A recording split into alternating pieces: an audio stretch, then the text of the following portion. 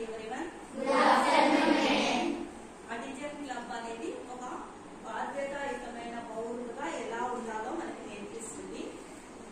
అలా మన స్కూల్ని, మన పరిసర ప్రాంతాలని మన సొంత ఆస్తిగా భావించుకొని మనం కాపాడుకోవాలి. కానీ మనం చిన్న చిన్న తప్పులు చేసి ఏం చేస్తున్నాం? తప్పు అంటే తప్పు కాదు, కానీ చిన్న చిన్న మిస్టేక్ చేసి మనము మన స్కూల్ని అంటే మన సొంత ఆస్తిని మనం పాడు చేసుకుంటున్నాం. అందుకోసమే మన స్కూల్ని పరిశుభ్రంగా ఉంచుకోవాలంటే మనం ఏం చేయాలంటే మనమే బాధ్యత తీసుకోవాలి.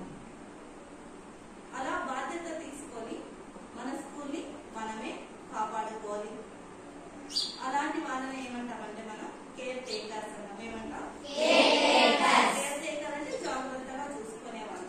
ఇక్కడ మీరు పోషించవలసిన పాత్ర ఏమంటే స్కూల్ కేర్ టేకర్. ఏంటి? స్కూల్ కేర్ టేకర్ అంటే మన స్కూల్ని మనమే బాధ్యతగా కాపాడుకోవాలి. చిన్న చిన్న ప్రాబ్లమ్స్ అన్ని ఏమైనా ఉంటే మనమే స్వయంగా వాటిని పరిష్కరించుకోవాలి. దానికి అందరూ ప్రతి ఒక్కరూ కూడా ఒక లీడర్ గా తయారు కావాలి. అలా లీడర్ గా తయారయ్యి మన స్కూల్ని మనం కాపాడుకోగలిగితే భవిష్యత్తులో మనం మన దేశాన్ని కూడా కాపాడుకోగలుగుతాము. నేటి బాలలే రేపటి పౌరులు. కాబట్టి ఫస్ట్ చిన్న చిన్న అడుగు ముందు కేసానే మనం మన దేశాన్ని కూడా మనం కాపాడుకోగలము. రేపటి నుంచి అందరూ బాధ్యతగా ఉండాలా? రేపటి నుంచి ఈ రోజు నుంచి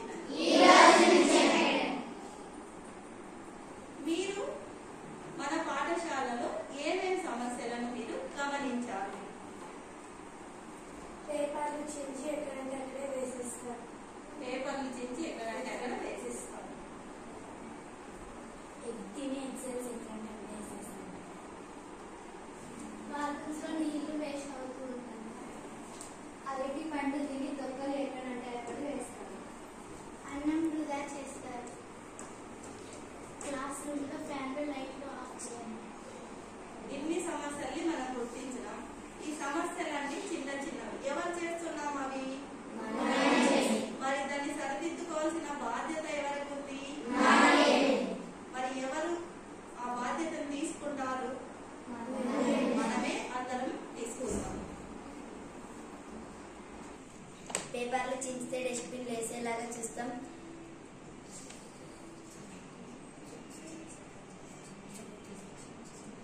చించితే డస్ట్బిన్ వేసేలాగా చూస్తాం. రీసైకిల్ చేయడానికి ప్రయత్నిస్తాం. ఎగ్షెల్స్ ని డస్ట్బిన్ లో వేసేలాగా చూస్తాం.